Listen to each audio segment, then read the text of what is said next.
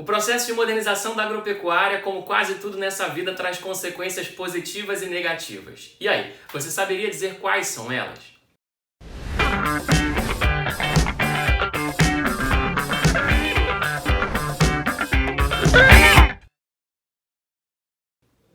Nesse vídeo nós vamos conversar sobre as consequências da chamada Revolução Verde. E para começo de conversa, é importante entender o significado dessa expressão. O termo revolução é muito usado para quando a gente quer falar sobre mudanças profundas nas bases sociais, políticas ou econômicas de um determinado lugar. E nesse caso, nós estamos falando especificamente sobre uma profunda mudança nas formas de produzir, um conjunto de mudanças expressivas nas bases técnicas do campo, da agropecuária.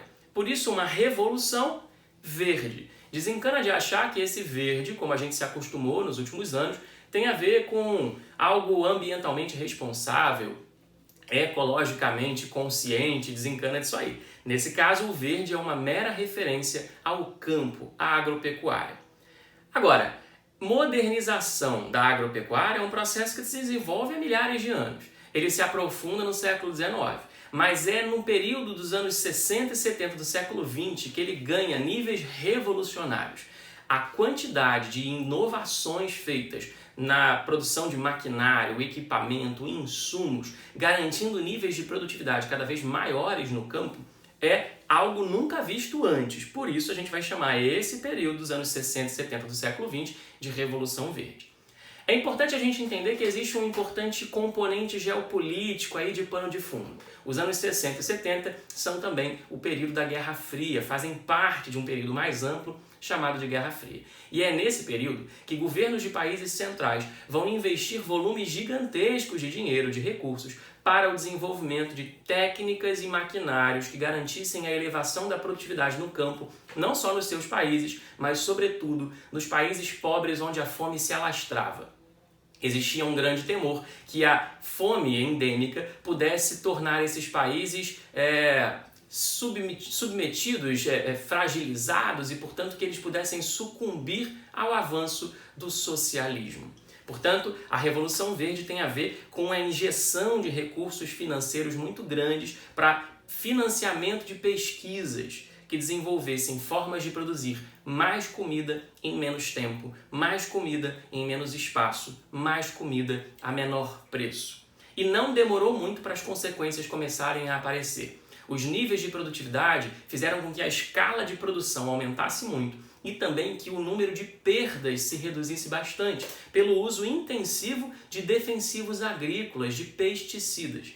Tornou-se possível produzir alimento onde antes era impensável. Está aí o cerrado brasileiro para servir de exemplo. A soja, que cobre hoje quase toda a extensão do nosso centro-oeste, até os anos 50 se restringia a áreas do nosso território de clima subtropical, mais semelhante ao clima temperado das áreas de origem da soja. Então a Revolução Verde ela trouxe uma série de benefícios e, sem dúvida, ela colocou o alimento na prateleira do supermercado a um preço bem mais baixo e, portanto, mais acessível à população pobre, mas ao custo de uso intensivo de defensivos. Ou seja, a gente começa aí a pensar nas consequências negativas desse processo. Se por um lado é possível comprar mais comida a menor preço, a gente também vai comer cada vez mais comida envenenada. A carga de alimentos envenenados no nosso prato aumentou absurdamente dos anos 60 para cá, como consequência direta da Revolução Verde.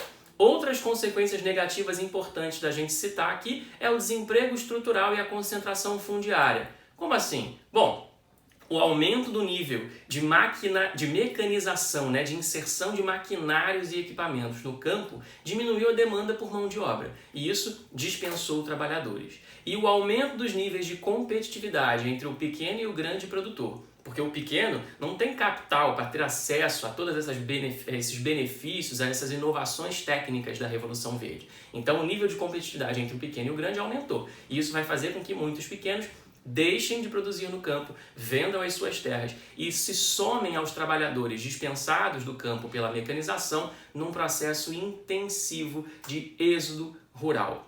Isso vai acontecer justamente a partir dos anos 60 e 70, de forma mais expressiva, e olha só como as coisas não estão desconectadas. É exatamente esse período da década de 60 e 70 que no Brasil a gente vai experimentar um inchaço das grandes metrópoles, um processo de expansão horizontal das nossas periferias jamais visto antes. Então a gente está aí somando uma série de consequências negativas, sociais, econômicas e também ambientais da Revolução Verde.